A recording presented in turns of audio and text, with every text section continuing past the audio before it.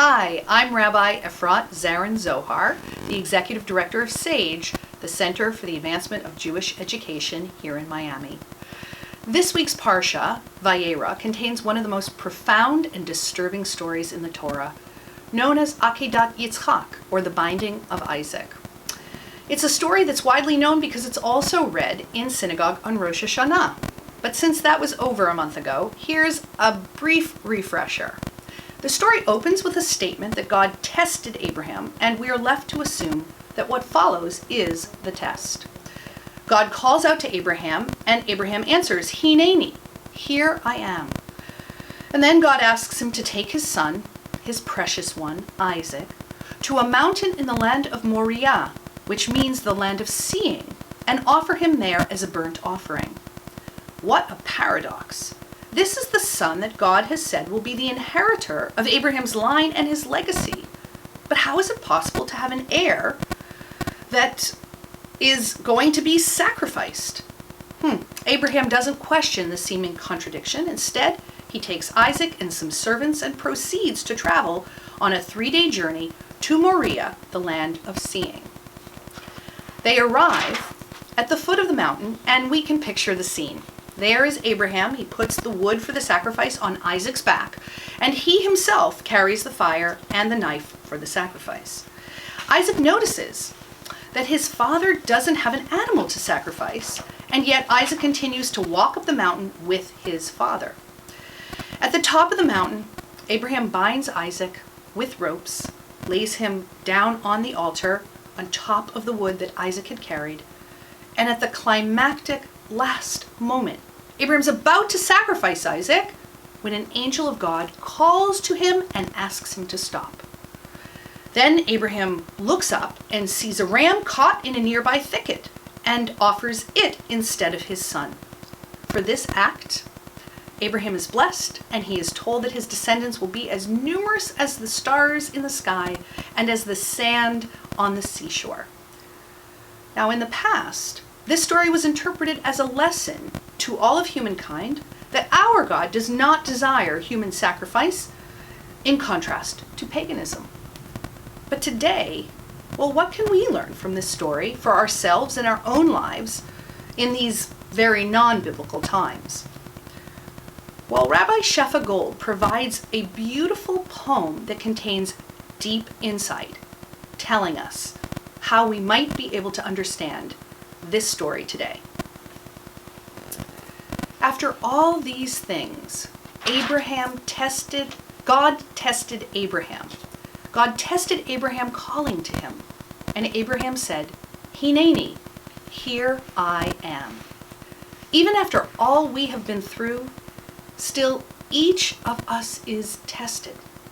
Through trial, we are called into our power, our potential, our compassion, and our vulnerability.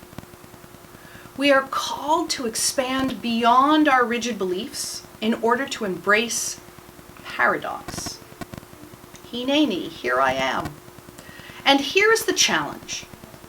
Take what is precious to you, what you've been counting on, what you have held impervious to the forces of change, even that, your bottom line, and lift it up as your offering. And here's the paradox I must embrace. I have God's promise of wholeness, continuity, meaning, connection, and prosperity. And then I am called by life's challenges. Illness, divorce, the death of my loved ones, the loss of fortune and meaning. I hold these both as I walk up the mountain, taking one step after the other, carrying the wood, the fire, and the knife. With each step, I say, Hineini, here I am. Here I am, not knowing. Here I am, walking in the mystery, expanding to embrace this paradox, trembling before the awesome contradiction of my faith and my suffering.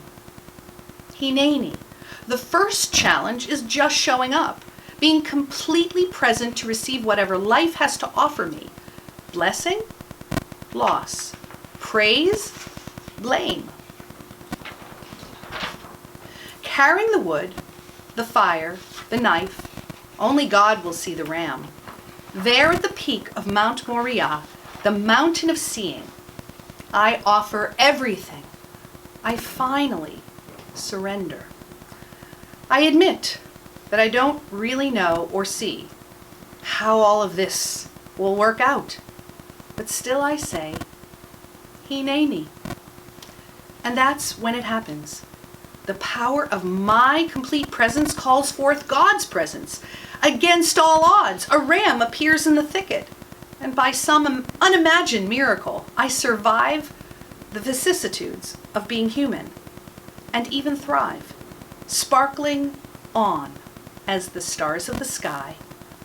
And like the sand of the shore, I am touched again and again by the infinite ocean.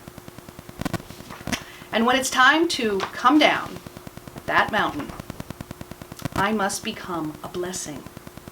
Even with my scars, my doubts, and all of my questions, I breathe in blessing and breathe it out, even when that blessing is difficult or unfathomable. To be a blessing means to know in my bones the absolute truth of the goodness of life, no matter what. To be a blessing is to shine that simple truth into the world. Thank you very much. Shabbat Shalom.